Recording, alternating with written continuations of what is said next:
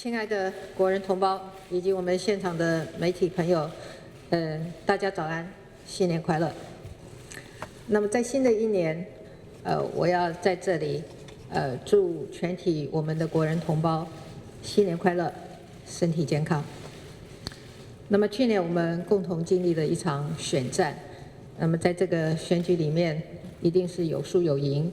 不过呢，我要在这里要祝福所有当选的县市长，在未来的工作的岗位上能够顺利，能够平安。那么选举结束了，现在就是我们的社会要重新凝聚团结的时候。那我期许我们全体的国人同胞勇敢的在一起，迎向未来的挑战。那么2018年中央政府的施政在很多方面上其实都是为我们2019年打下了好的基础。例如，我们从今天开始，劳工的基本薪资就要调整为23100元，打工族的时薪也来到了150元。我们连续3年都调整我们的基本工资。那么，年轻人低薪的代名词22K， 我们也正式向他告别了。还有，到了今年5月报税的时候，我相信很多的国人同胞都会发现，有4项扣除额提高了。那么月薪3万元以下的朋友，基本上不用再缴所得税。大家会感受到政府真的很努力，在帮大家省荷包。除了加薪跟减税之外，今年我们更要进一步减轻民众的负担。过去2年经济有成长，我们的税收也都超出预期。我已经请行政院尽快拿出具体的方案，让收入较少的民众能够优先分享经济成长的红利。那么这就像公司有盈余就应该优先给员工来分享，一个国家也应该是如此。全力冲刺民生，更妥善地照顾我们的年轻人跟我们的弱势者，这是我们2019年政府施政的重点工作之一。2019年，国际社会的变局跟挑战将会更加的严峻，更加的多变。美中贸易战会对台湾的总体经济、产业发展、金融稳定带来一定的冲击。那么从我上任以来，对于国际情势的变化，我一直都极为重视。身为国家的领导人，我的责任就是在充满不确定的国际环境下，为台湾找到生存发展的空间。2019年，我的责任将更加的重大。我已经指挥我们的国安团队跟政府各部门展开各项的因应的作为。台湾的经济体制深受美中2国的牵动，所以绝对不能掉以轻心。所幸在这2年，政府一直在为这一刻做最好的准备。无论是我们5家的产业创新计划带领产业转型，或者是前瞻基础建设计划投入公共建设来扩大内需，或者是新南向政策的全球多元布局，我们努力调整了过去过度依赖中国的经贸战略，这些都是为了要来因应国际剧烈的变化。这2年多来，很多的在中国的台商朋友都告诉我，他们殷切的期盼想要回到台湾来投资。那么赖院长所领导的行政团队也听到了他们的声音。过去1年，全力的解决5缺的问题。今年，我们欢迎台商回台投资的行动方案，也要从今天开始实施3年。目的就是要让台商的返乡有一条平坦的道路。现在就是我们全面欢迎台商回台投资的最佳时刻。2019年的国际政经局势的挑战，当然我们不能忽略掉两岸关系的发展。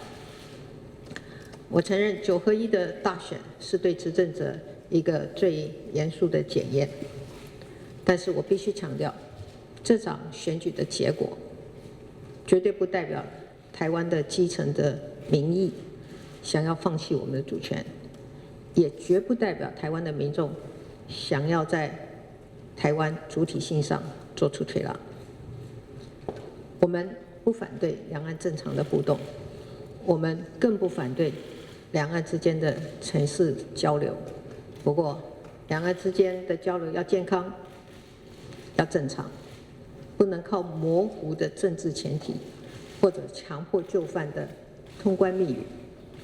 两岸之间真正需要的是务实的理解双方在价值信仰、生活方式跟政治制度上面的根本的差异。在这里，我要呼吁中国必须正视中华民国台湾存在的事实，必须尊重2300万人民对自由民主的坚持，必须以和平对等的方式来处理我们之间的歧义，也必须是政府或政府所授权的公权力的机构坐下来谈。这4个必须才是两岸关系是否能够朝向正面发展的最基本也最关键的基础。那么在两岸之间能够建立可长可久的关系之前，我们必须要诚实的面对我们所面临的国家安全的威胁跟风险，尤其是中国试图利用民主体制的开放跟自由来介入台湾的政治跟社会的发展，这已经是此刻台湾最大的挑战。为了守护台湾的安全，我们会为两岸的交流建立3道的防护网。第一道是民生安全的防护网。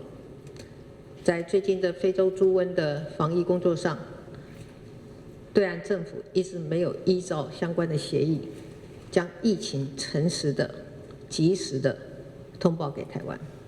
一旦猪瘟传进台湾，不仅是会重创我们的相关的产业，影响民生经济，更重要的会造成对台湾民众对对岸的负面的观感。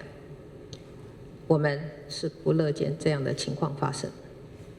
如果连疫情防治都不能真心合作，哪来的两岸一家亲？与其千方百计的让台湾的政治人物说出通关密语，不如务实的在两岸民众最关心的民生安全上合作。防堵疫情入境，政府绝对严格的把关。